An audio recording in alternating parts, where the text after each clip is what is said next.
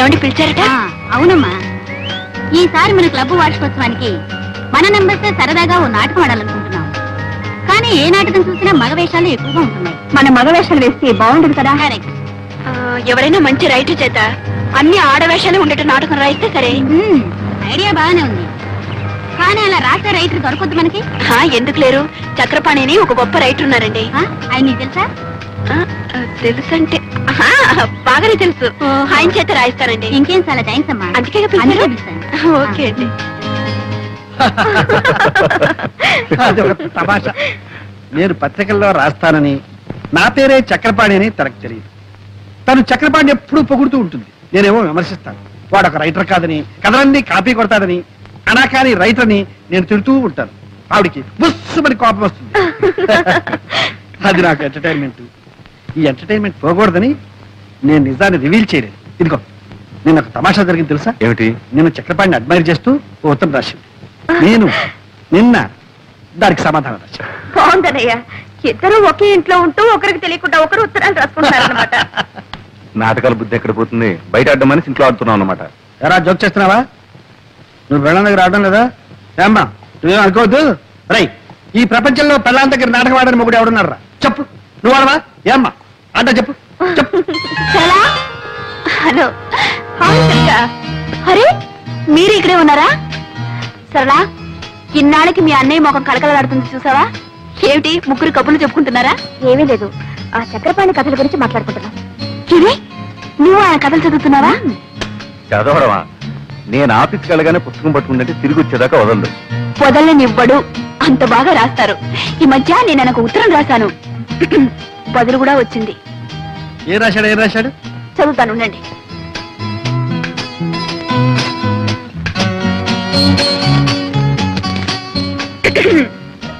శ్రీమతి దుర్గా ప్రసాద్ గారికి మీ ఉత్తరం అందింది.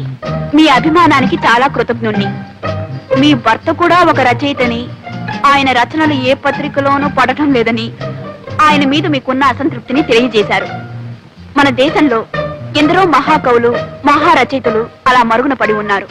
మీ భర్త కూడా ఒక మహారచయిత అయి ఉంటాడు. ఎప్పుడో ఒకప్పుడు తప్పకుండా వెలుగులోకి వస్తాడు. సర్లేండి.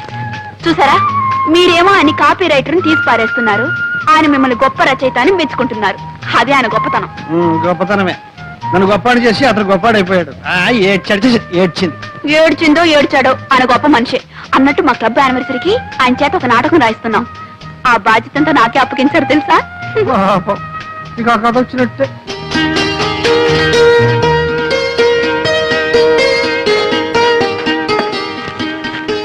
అయ్యో, ఎందుకనలో మూసి పెట్టుకుంటారు? నేను ఎప్పుడైనా మీ కాగితం ముక్క ఒకటి చూసానా లేకపోతే చదివానా? నువ్వు చదివితే నా బండారం ఎప్పుడో బయటపడి ఉండేది. సరే కానీ మరి ఎవరు? చక్రపాణి. ఆ చక్రపాణి నాటకం రాసి నీకు పంపించాడా? రాయటం అయిపోయింది, రేపే పంపిస్తాను. నిన్నే ఉత్తరం రాశారు. వాడే రాస్తాడు. రాసి ఈ పనికి పంపించండి. ఏమండి, నాకు తెలియక అడుగుతాను, ఆయన అంటే మీకు ఎందుకు నాకు అసూయ? అసూయ? వాడికి రాయడమే చేస్తాడు. వాడంటే అసూయ ఏమిటి ఆయనకు రాయ? మీరు కాదు తీసుకొని ఆ సింహాన్ని పంపించు. పంపిస్తాను.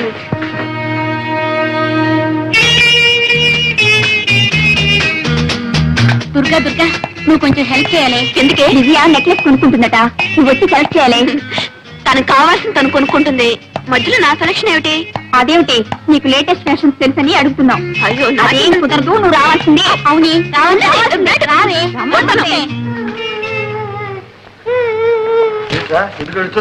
ఏంటో స్కూల్లో గొడవ చూపించమ్మా.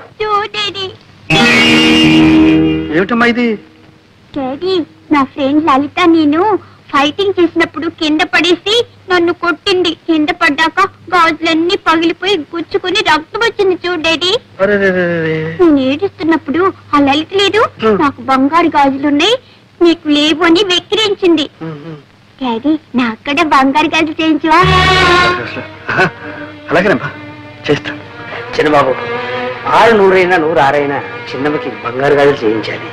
సరేలేరా, ముందు పాపను తీసుకెళ్ళి ఆయింట్మెంట్ ఏదైనా అయ్యా చిన్నమ్మ గారికి బంగారు గాజులు.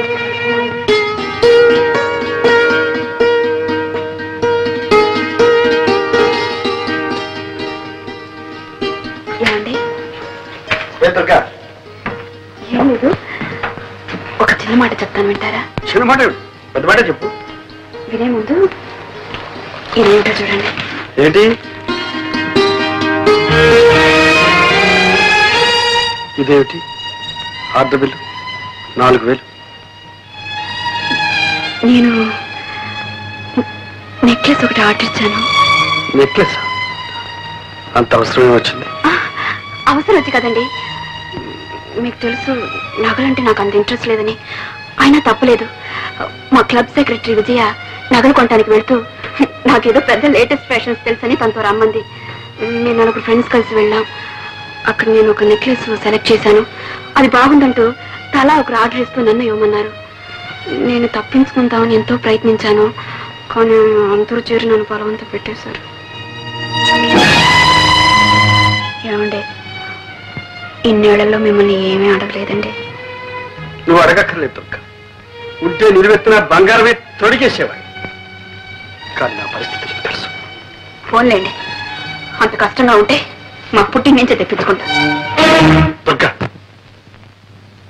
నీ ఆత్మాభిమానానికి అర్థమేమిటో తెలియకుండా ఉంది. నా దగ్గరేనా నీ ఆత్మాభిమానం? నీ తల్లిదండ్రులు డబ్బు అడగడంలో లేదా? ఎందుకు లేదు? చచ్చేటంత ఉంది. కానీ జరగనప్పుడు ఏం చేయమంటారు?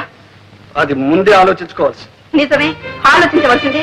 తొందరపడ్డాను. ఇప్పుడు నన్ను ఏం చేయమంటారండి? మాకంత స్తోమత లేదు, సంపాదన లేదని ఇచ్చిన ఆర్డర్ని క్యాన్సిల్ చేయమంటారా? ఫ్రెండ్స్ నలుగురిలోనూ నన్ను చులకనమ్మంటారా? దుర్గ దుర్గ, ఎందుకని ఆవేశపడతావు? నువ్వు నలుగురిలో చులకనైతే అది నాకు మాత్రం అవమానం కదా. సరే, నేనే ఎలాగో సర్దుకుంటాను. Thank you very much. నీకు కావాల్సింది జరిగితే ఇలాగే. ఇప్పటికే లెక్క చాలా పెరిగిపోయింది సార్. ఇచ్చింది చెల్లు వేయండి, మళ్ళీ తీసుకోండి. అంతేగాని ఆ లెక్క అట్టానే పెట్టి మళ్ళీ 7000 కావాలంటే వీలు లేదు సార్. అది కాదు సేఠ్, మీ అప్పు త్వరలోనే తీరుస్తారు. ఈ ఒక్కసారికి నా పరువు కాపాడండి. ఏదో పరువు గిరువు అంటున్నారు. ఏమిటో 7000 గీట్వేలు ఏమీ కుదరదు. 4000 ఇస్తాను, సర్దుకోండి. 4000.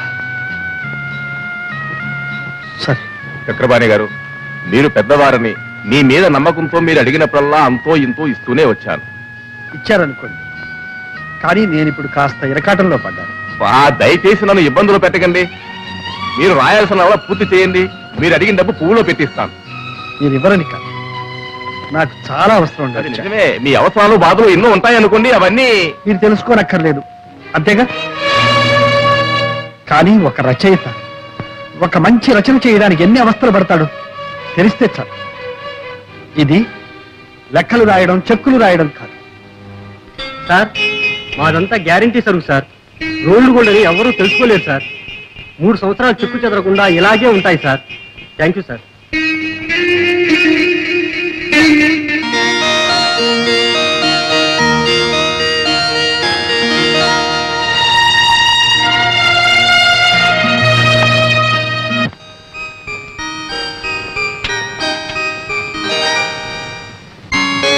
దుర్గా,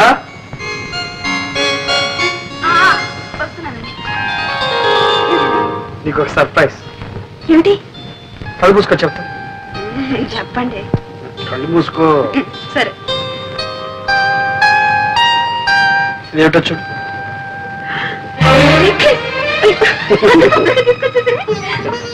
మీరు పెట్టండి. ఓకే.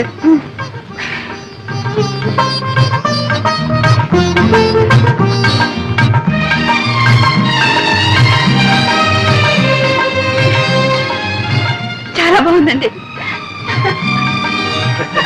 చాలా థ్యాంక్స్. కవిత ఎక్కడ? ఇంకా స్కూల్ నుంచి రాలేదు. ఇదిగో ఈ గాజులు కవిత. ఏమిటండి ఈరోజు మీకు ఏమైంది? ఏం కాలేదు. చూడు, ఈ సంతోషం అంతా క్లబ్ లో మీ మెంబర్స్ తో నా ముద్దులో ముడి చెడు చెప్పేస్తాను.